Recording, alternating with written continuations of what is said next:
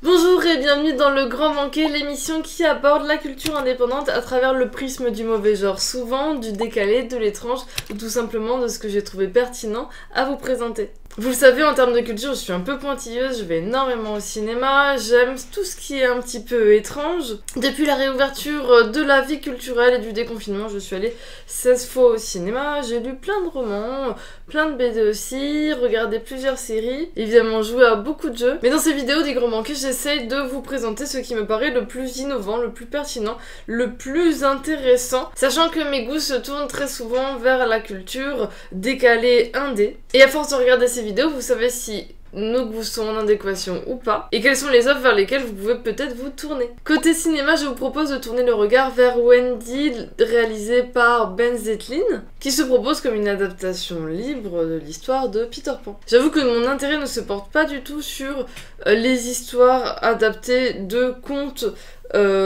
disons pour le grand public dans les Disney, etc. Tout simplement parce que j'ai pas vraiment été baignée dedans plus jeune. Et ce n'est donc pas par le biais de Disney que je suis arrivée à aller voir ce film, mais plutôt par l'envie de découvrir la patte du réalisateur et la promesse de ce qu'il allait faire de ce film. On y suit Wendy, qui est une jeune fille qui vit avec sa mère célibataire, qui travaille dans un bar, qui est attenant à une voie ferrée et où la pauvreté règne. L'ambiance dans ce bar est conviviale, la chaleur est torride, les visages sont humides et l'avenir qui se dresse pour Wendy dans ce bar-ci n'est pas joyeux.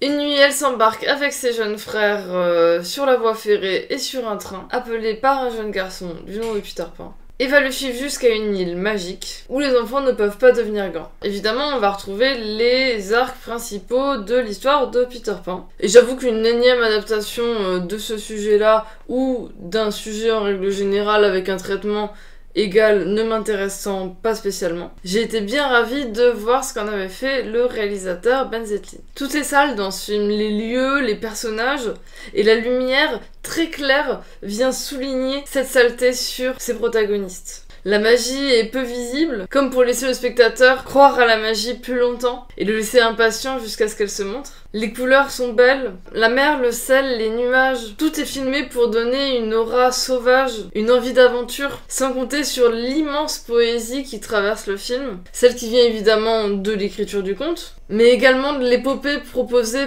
par l'image et le cadrage, par les lieux qui sont sublimes et qui arborent des corps très jeunes ou très vieux, avec une plastique qui brille tant que les personnes âgées gardent un côté ingénu, émeuvent et amusent. Si vous aimez les aventures, si vous avez soif de paysages enjôleurs et de magie, je vous conseille absolument de voir Wendy. L'un des films que j'attendais avec impatience depuis le confinement, c'est La Nuée de Juste Philippot, qui est un film d'horreur français écologique. Enfin, en tout cas, c'est comme ça que moi je l'appelle. Qui va raconter l'histoire d'une maman et de ses deux enfants qui vivent à la campagne et qui ont parié leur avenir sur un élevage de sauterelles. L'élevage de sauterelles ne fonctionne pas aussi bien que ce que la maman pouvait le croire, et les revenus commencent à baisser drastiquement. Au collège, les enfants n'ont pas trop la côte et sont traités de pauvres, et la jeune fille commence à critiquer le mode de vie de la famille. On y voit la description d'une famille de campagne isolée, et des conditions dans lesquelles peuvent se retrouver certains fermiers. Sans trop en dévoiler, un jour, sans faire esprit, elle va se rendre compte de comment faire évoluer son élevage, et la situation monte en tension jusqu'à ce qu'elle, évidemment, dégénère. Le film n'est pas du tout un film gore, un film plein de sang, un film où on va voir des corps morts ou des bestioles géantes. C'est plutôt ce genre de film français d'horreur qui arrive depuis ces dernières années, avec Grave de Julia Ducournau en tête d'affiche. Ce film-là, il y a eu un franc succès et encourageant donc les producteurs à suivre les réalisateurs français qui avaient envie de faire un cinéma un peu plus fantastique en France. On peut sentir le bagage culturel de cinéma qu'a le réalisateur. Les plans sont intelligents, les images pensées. À la fin notamment, je pensais au film Calvaire, sans que ce soit une boucherie similaire. Le film est à la fois beau, à la fois intelligent, cultivé, et surtout une vraie bouffée d'air dans ce que peut proposer le cinéma français et le cinéma d'horreur en règle générale, et c'est donc pour ça que je vous conseille de le regarder.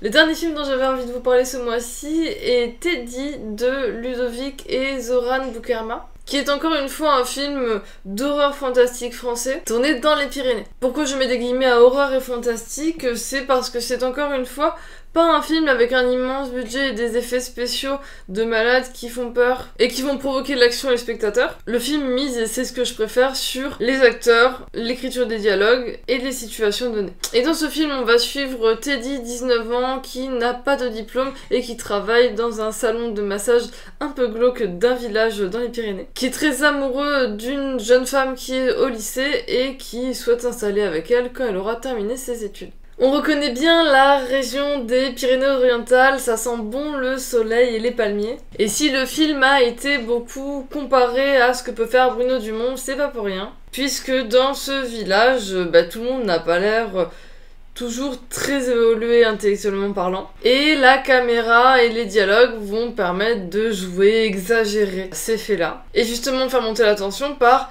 la bêtise des comportements et des situations. Teddy va se faire griffer par une bête étrange que certains idiots du village appellent le loup et qu'il est donc difficile de croire. Mais Teddy va pourtant y ressentir et vivre des choses qu'il va devoir affronter. Le film est drôle dans ses dialogues et ses situations. Le personnage principal qui n'a l'air au début de n'être qu'un idiot pas méchant, s'avère plutôt très attachant. Et le film décrit avec un certain réalisme l'arrivée d'un loup-garou dans nos contrées pas si éloignées. Côté roman, je suis en train de lire des petites choses très enthousiasmantes dont j'ai hâte de vous parler dans la prochaine vidéo sûrement. Ou en tout cas le prochain Lola au rapport, car je vous réserve autre chose pour la prochaine vidéo qui sortira d'ici 2-3 semaines. En série, je regarde beaucoup de choses, mais qui sont assez anciennes. J'avoue ne pas courir derrière la nouveauté, surtout en termes de séries. Et comme j'ai un certain retard sur les séries qui sont sorties dans les années 90-2000, j'avance plutôt sur ces séries-là plutôt que les nouveautés. Du coup, on peut tout de suite parler BD. Vous le savez, j'aime bien les BD. Et il y a autre chose que j'aime beaucoup et dont je vous ai déjà parlé, ce sont les éditions Misma,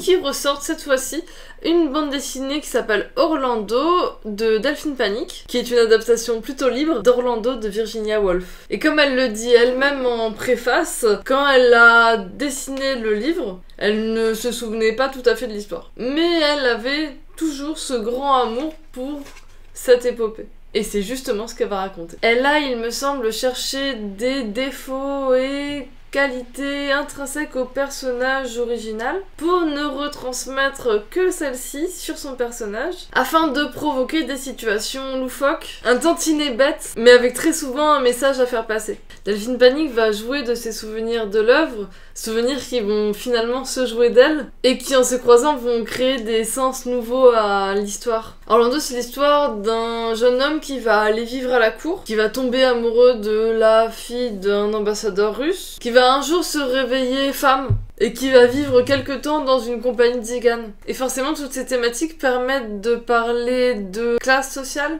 de genre, de sexe, de relation à l'autre et de la société en règle générale. Delphine Panic, comme à son habitude, n'oublie pas de se moquer des codes pour en faire une œuvre hybride et riche. Alors comme à chacun de ces bouquins, je vous conseille vivement la lecture de Orlando de Delphine Panic aux éditions Misma.